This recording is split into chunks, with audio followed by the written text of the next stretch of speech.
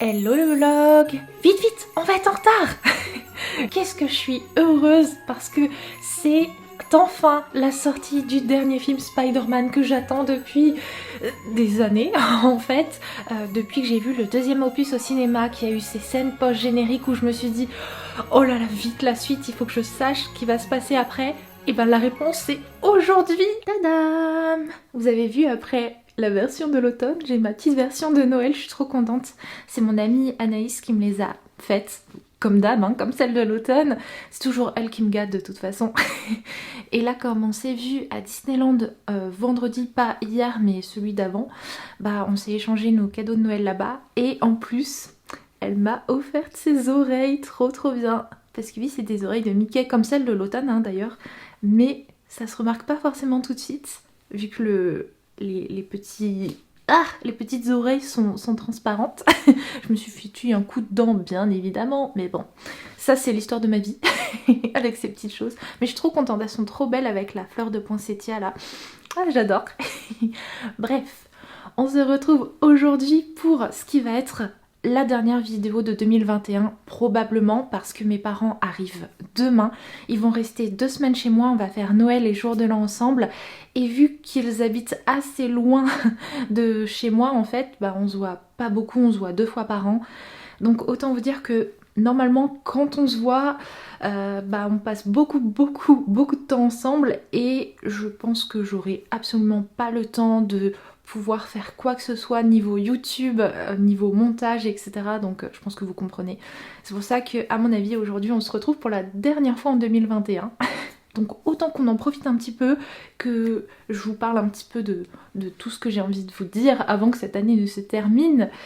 Et bien évidemment parlons du cinéma tout d'abord. Bah oui, donc mercredi je suis allée voir le dernier Spider-Man.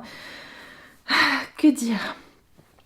Je vais essayer de ne pas vous spoiler, ok? Déjà, je vais vous dire un truc qui n'est pas un spoiler. Faut savoir qu'à la fin de ce film, il y a 2 scènes post-génériques. Restez collés à votre siège jusqu'à la toute fin du générique parce que la 2e scène post-générique, c'est à voir. C'est limite une bande-annonce le truc. Et quelle bande-annonce! Donc vraiment, faites gaffe. Ne partez pas tout de suite. Ne vous décollez pas tout de suite de votre siège. Et en ce qui concerne le film, écoutez, prenez mon commentaire comme vous avez envie de le prendre. J'ai adoré. C'était mieux que ce que je pensais. Voilà. Et j'ai envie de le revoir le film, donc trop bien. Voilà, je suis comblée. Changement d'emplacement, je me suis mise devant les bibliothèques parce que nous allons parler de lecture. J'ai terminé 2 lectures de Noël et du coup je vais vous montrer ça. Donc j'ai terminé Les Oubliés de Noël, tout d'abord de Manon Kachar, publié chez Hugo Poche. Roman que j'avais eu dans un coffret avec 2 romances de Noël et une paire de chaussettes de Noël si vous en souvenez bien. Du coup j'avais pas forcément fait attention à ce livre parce que j'avais juste eu accès à son résumé et en soi c'est déjà bien. Mais j'avais pas vu que c'était une romance de Noël qui faisait 600 pages. Et j'avoue que la romance de Noël de 600 pages, malheureusement, au bout d'un moment, j'ai décroché. Et c'est dommage parce que dans ce livre, il y a vraiment du potentiel. Donc pour rappel, c'est une romance entre Elliot qui est bénévole à l'aide alimentaire à Londres et qui va faire la connaissance de Cassiopée qui est une star de renommée internationale qui cherche un petit peu à échapper au paparazzi et à sa vie de star hein, finalement. Donc voilà. Ouais, c'est pas mal en vrai parce qu'il y a un peu plus que de la romance, il y a vraiment toute une histoire autour notamment d'Elliot qui est assez intéressante. Mais malheureusement 600 pages pour moi c'était peut-être un petit peu beaucoup.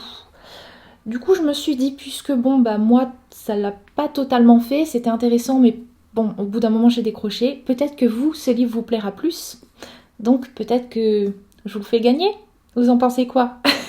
Si jamais ce livre vous intéresse, eh ben c'est tout simple, il faut être abonné à la chaîne et je me suis dit qu'on n'allait pas se prendre la tête pour ce livre-là.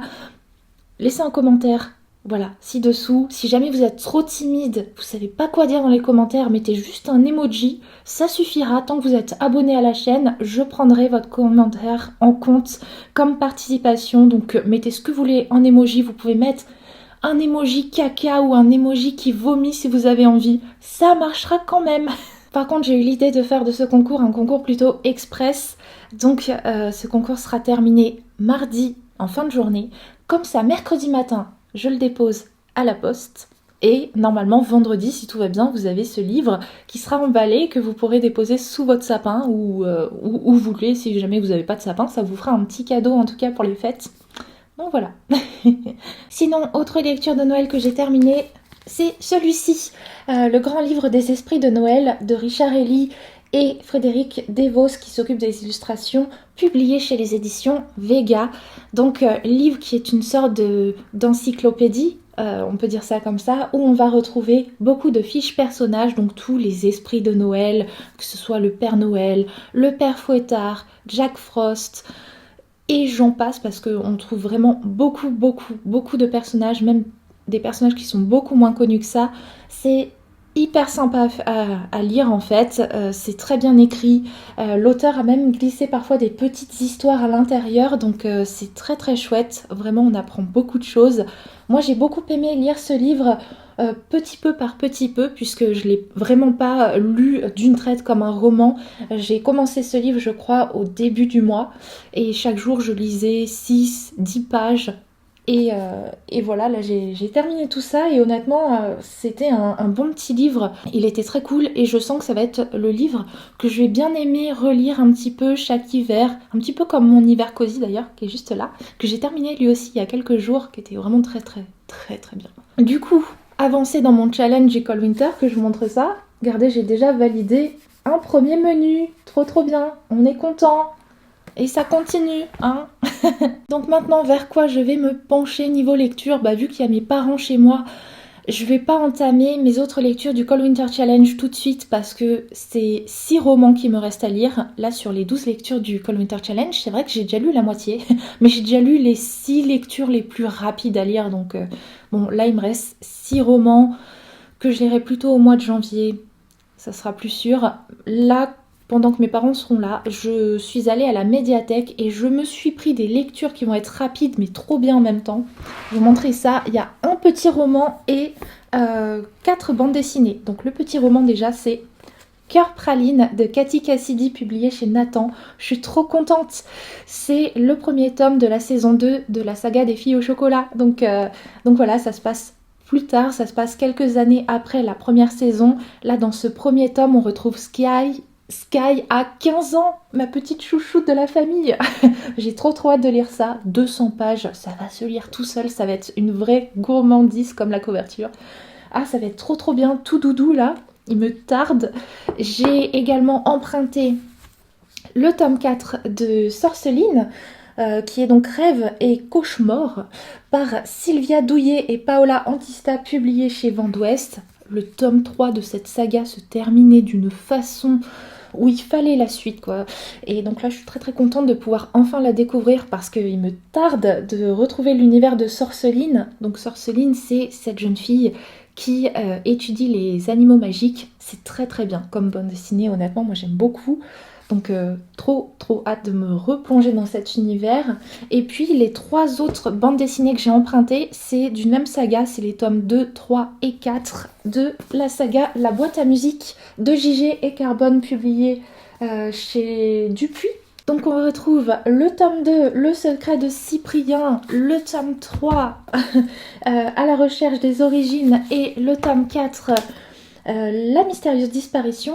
J'ai hâte de me plonger dans tout ça parce que je connais cette saga depuis la sortie du premier tome qu'on m'avait offert à l'époque et en fait j'avais beaucoup aimé, mais c'est vrai que j'avais trouvé ce premier tome très introductif et je m'étais dit si tous les tomes sont comme ça, sont aussi lents au niveau du développement de l'intrigue, je vais jamais pouvoir tout lire. Donc j'avais un petit peu paniqué, j'avais arrêté de suivre cette histoire, mais là, vu que ma médiathèque a les tomes suivants, écoutez, je vais me faire plaisir et je vais découvrir ce qui se passe dans la suite.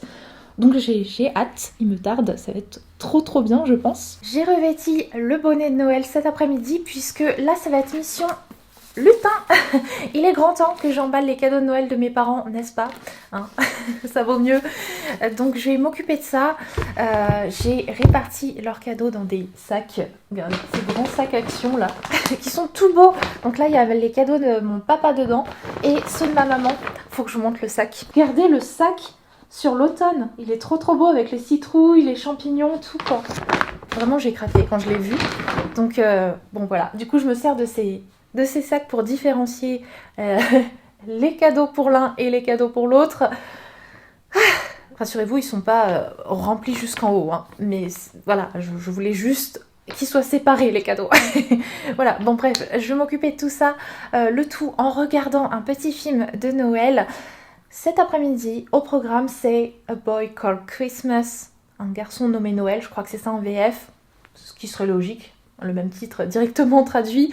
C'est un film de Noël qui nous vient tout droit du Royaume-Uni.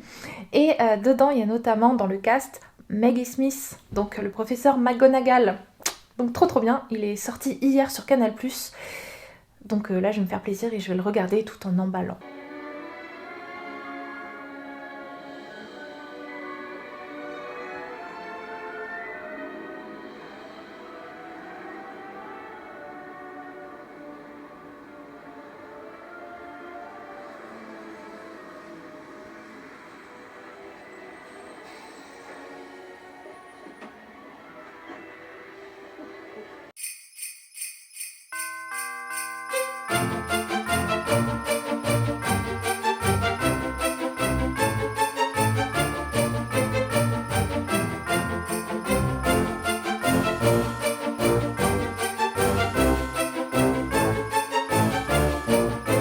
Ça déjà c'est fait. Et celui-là aussi c'est fait. Ça y est, ma mission de lutin de Noël est terminée, j'ai tout emballé. J'en ai même profité pour emballer votre livre, donc à gagner pour le concours. Quand je vous ai dit que dès que vous allez le recevoir, vous pourrez le glisser sous le sapin, c'était pas une blague. Donc voilà, là je suis soulagée parce que c'est une bonne chose de faite. En plus, je me régale parce que le film est vraiment cool. J'en ai vu à peu près 1 heure, il me reste une demi-heure à voir. Je vais le terminer tranquillement en prenant mon goûter. Mais en tout cas, je me régale devant. Vraiment, il est trop bien. Les amis, je vais vous laisser là. Demain, j'ai une grosse journée ménage qui m'attend. Donc, je vais me glisser sous mon lit et regarder la course aux jouets qui passe ce soir sur RTL 9. C'est le film de Noël de mon enfance. Il y a Arnold Schwarzenegger qui joue dedans et ça fait des années que je ne l'ai pas vu. Donc, je suis impatiente de le revoir. Gros bisous tout le monde!